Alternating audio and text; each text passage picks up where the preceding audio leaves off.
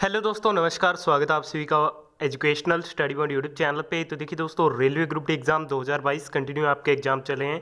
इस वीडियो में 24 सितंबर second shift के बारे में बात करेंगे। तो मैं आपको पहले ही क्लियर कर दूं, आज आपका कोई भी एग्जाम नहीं था। ये वीडियो मैं उन दोस्तों के लिए लेके आ चुका हूँ जिनका 4th एंड 5th फेज में अभी एग्जाम बाकी है। देखिए दोस्तों, ग्रुप डी एग्जाम 2022 में डेली शिफ्टों में साइंस, जीके और करंट अफेयर के बहुत सारे क्वेश्चन रिपीट हो रहे हैं, प्लस उनसे रिलेटेड क्वेश्चन ही आपके एग्जाम में सेम पैटर्न पर बार बार पूछे जा रहे हैं। तो वही क्वेश्चन मैं आपको इस वीडियो में कवर कराऊंगा और 100% गारंटी के साथ कहता हूं, चौथे और पांचवें फेज के एग्जाम में डेफिनेटली आपको इस वीडियो से 10 से 12 क्वेश्चन देखने को मिलेंगे। तो जिनका भी अभी एग्जाम बाकी, सभी साथ वीडियो में ध्यान से अंत तक बने रहिएगा। चलिए वीडियो को शुरू करते हैं।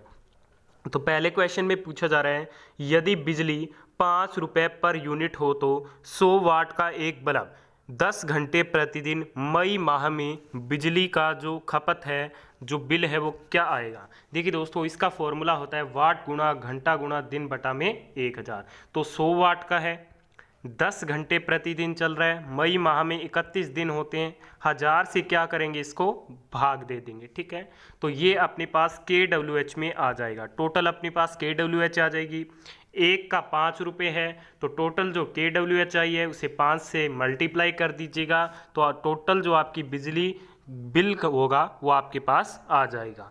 अगला क्वेश्चन है, अगर किसी सर्किट में 40 ओम का प्रतिरोध हो और 10 ओम बल्ब सीरीज में 20 वोल्ट बैटरी से जुड़े हुए हों तो परिपथ का कुल प्रतिरोध कितना हुआ। देखिए दोस्तों, ये सीरीज में जुड़े हैं तो कुल प्रतिरोध कितना हो जाएगा, 40 और प्लस 10 कितना हो जाएगा, 50 ओम हो जाएगा। ठीक है, V का मान 20 है, तो अब आप धारा I ज्ञात कर सकते हैं V/R करके। ठीक है, तो इस प्रकार से इस क्वेश्चन को आप आसानी से हल कर सकते हैं। अगला क्वेश्चन है, what happens when sodium hydroxide reacts with acetic acid. तो NaOH की जब CH3COOH के साथ रिएक्शन कराई जाती है तो CH3CONa यानी कि सोडियम एसिटेट और H2O बनता है, वाटर बनता है। ठीक है दोस्तों, तो इसमें जो प्रोडक्ट बनेगा वो सोडियम एसिटेट और जल बनेगा। ठीक है, तो ये इस क्वेश्चन का आपका बिल्कुल राइट आंसर रहेगा। अगला क्वेश्चन आपके सामने, अवतल दर्पण में F बराबर 0.1 सेंटीमीटर, U बराबर 0.2 सेंटीमीटर, तो V का मान आपको ज्ञात करना है। तो 1/F बराबर 1/V प्लस 1/U से आप इस क्वेश्चन को आसानी से हल कर सकते हैं। बस आपको वैल्यू ही पुट करनी है इस क्वेश्चन में। अगला क्वेश्चन है, यदि I बराबर 5 एम्पियर, T बराबर 15 मिनट, R बराबर 100 ओम है तो H ऊष्मा हीट आपको ज्ञात करनी है। तो हीट का फॉर्मूला होता है I²RT। ठीक है, I का मान 5 एम्पियर है, टाइम आपको 15 मिनट दिया गया, इसे आप सेकंड में चेंज कर लीजिएगा, 15 × 60 आपको करना है। तो ये कितना हो जाएगा, 15 × 90 900 सेकंड हो जाएगा। R का मान आपको 100 ओम दिया गया है, तो 5 × 5 900 × 100, तो टोटल आपके पास हीट की वैल्यू आ जाएगी जब आप इसे हल करोगे। अगला क्वेश्चन है, यदि किसी तार की लंबाई 1 मीटर और प्रतिरोधकता रो 2.88 × 10⁻⁻8 ओम मीटर है और इसकी लंबाई को खींचकर 8 गुना कर दिया जाए तो प्रतिरोधकता क्या होगी। तो प्रतिरोधकता समान रहेगी, क्योंकि प्रतिरोधकता क्या है, पदार्थ का गुण है। ठीक है, इस पर इसका कोई भी इफेक्ट नहीं पड़ेगा। अगला क्वेश्चन है, आधुनिक आवर्त सारणी में वर्ग 2 को क्या कहा जाता है। तो इसे क्षारीय मृदा धातु कहा जाता है, एल्काइन अर्थ मेटल्स कहा जाता है। ग्रुप 1 को क्षारीय धातु कहा जाता है, एल्काली मेटल्स कहा जाता है। ग्रुप 3 टू ग्रुप 12 को संक्रमण धातुएं कहा जाता है। ग्रुप 13 को बोरोन ग्रुप, ग्रुप 14 को कार्बन ग्रुप के नाम से जाना जाता है। अगला क्वेश्चन है, अवतल दर्पण के सामने अनंत पर प्रतिबिंब प्राप्त करने के लिए वस्तु कहां पर रखें। तो ये फोकस पर रखी जाती है, तो फोकस पर इस क्वेश्चन का आपका बिल्कुल यहाँ पे राइट आंसर रहेगा।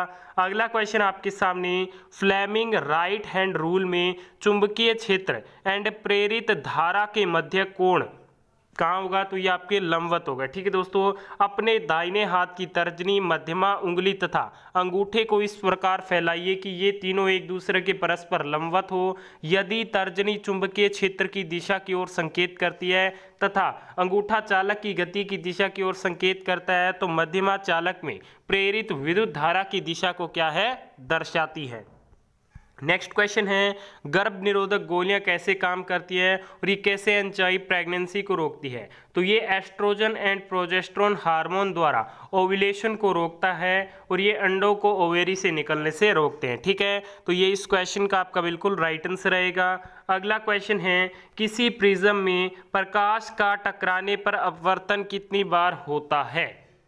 How many times does refraction occurs in prism? तो ये 2 बार होता है। ठीक है, तो 2 बार इस क्वेश्चन का राइट आंसर रहेगा। अगला क्वेश्चन है, शरीर में ऐंठन किसके कारण होती है? शरीर में जो ऐंठन है वो अवायवीय श्वसन यानी कि O2 की कमी से होती है, लैक्टिक अम्ल बनने से। ठीक है, तो ये इस क्वेश्चन का आपका बिल्कुल राइट आंसर रहेगा। अगला क्वेश्चन है, एल्केन के बारे में सही कथन क्या है? तो आपको कथन दिया गया था कि ये संतृप्त एंड एक से अधिक इसमें क्या है, सिग्मा बंद होते हैं। ये क्या है, एल्केन के बारे में बिल्कुल सही कथन है। अगला क्वेश्चन है, ग्लूकोज का यीस्ट द्वारा ऑक्सीजन की अनुपस्थिति में विखंडन से उत्पाद क्या बनता है? तो ये एथेनॉल एंड CO2 बनता है। तो एथेनॉल एंड CO2 इस क्वेश्चन का आपका बिल्कुल राइट आंसर रहेगा। अगला क्वेश्चन है, कोशिकीय जीव का ऊर्जा बैंक कौन सा होता है? तो कोशिकीय जीव का ऊर्जा बैंक ATP को कहा जाता है। ठीक है, ATP की फुल फॉर्म होती है adenosine triphosphate, is called the energy currency of the cell. अगला क्वेश्चन है, किस में हाइड्रोक्सिल आयन की सांद्रता अधिक होती है? OH- की, तो ये क्षार में होती है। ठीक है, तो क्षार इस क्वेश्चन का आपका बिल्कुल राइट आंसर रहेगा। अगला क्वेश्चन है कि विद्युत चुंबकीय प्रेरण इनमें से किस पर लागू होता है? तो ये विद्युत चुंबकीय क्षेत्र और धारा पर लागू होता है। ठीक है, अगला क्वेश्चन है, भारत के किस राज्य में बोडो भाषा मुख्य रूप से बोली जाती है? तो बोडो भाषा जो मुख्य रूप से है वो असम राज्य में बोली जाती है। बोडो, डोगरी, मैथिली और संताली को 2003 में 92वें संवैधानिक संशोधन अधिनियम द्वारा जोड़ा गया था। अगला क्वेश्चन है, जनगणना 2001 से 2011 तक जनसंख्या वृद्धि कितनी हुई है? तो ये 17.64% की हुई है। अगला क्वेश्चन है, डेंगू क्या है? तो डेंगू एक वायरस जनित रोग है। इसके वाहक एडीज मच्छरों की 2 प्रजातियां हैं। नेक्स्ट क्वेश्चन आपके सामने, what element is mainly used in photovoltaic cell? तो फोटोवोल्टाइक सेल में सिलिकॉन का प्रयोग किया जाता है। सिलिकॉन सबसे आम अर्धचालक है जो मुख्य रूप से फोटोवोल्टिक कोशिकाओं में उपयोग किया जाता है। अगला क्वेश्चन है, किस मंत्रालय ने ड्रोन उड़ाने संबंधित संशोधित ड्राफ्ट नियम जारी किए हैं? तो ये जारी किए गए हैं मिनिस्ट्री ऑफ सिविल एविएशन यानी कि नागर विमानन मंत्रालय के द्वारा। हाल ही में केंद्र सरकार ने मानव रहित विमान प्रणाली नियम 2021 को निरस्त करने एवं इसे उदारीकृत ड्रोन नियम 2021 से प्रतिस्थापित करने का निर्णय लिया है। ड्रोन नियम 2021 के अंतर्गत ड्रोन का कवरेज 300 किलोग्राम से बढ़ाकर 500 किलोग्राम किया गया है। इसमें ड्रोन टैक्सियां भी सम्मिलित होंगी। अगला क्वेश्चन है, जवाहर रोजगार योजना क्या है? देखिए दोस्तों, भारत सरकार के 2 पहल राष्ट्रीय ग्रामीण रोजगार कार्यक्रम और ग्रामीण भूमिहीन रोजगार गारंटी कार्यक्रम को एक साथ जोड़ दिया गया है। इसे जवाहर रोजगार योजना को जन्म दिया जो 1 अप्रैल 1989 के दौरान शुरू किया गया था। ग्रामीण और सबसे पिछड़े क्षेत्रों में रहने वाले लोगों को 90 से 100 दिनों के रोजगार उपलब्ध कराने के मुख्य उद्देश्य से यह योजना देश में बड़े रोजगार पैदा करने के लिए एक प्रमुख कार्यक्रम है। अगला क्वेश्चन है, बालकों के लिए निःशुल्क और अनिवार्य शिक्षा का उपबंध किस DPSP में है? तो ये आर्टिकल 45 में है। देखिए दोस्तों, 6 वर्ष से कम आयु के बालकों के लिए प्रारंभिक बाल्यावस्था देखरेख और शिक्षा का उपबंध राज्य सभी बालकों के लिए 6 वर्ष की आयु पूरी करने तक प्रारंभिक बाल्यावस्था देखरेख और शिक्षा देने के लिए उपबंध कराने का क्या है, प्रयास करेगा।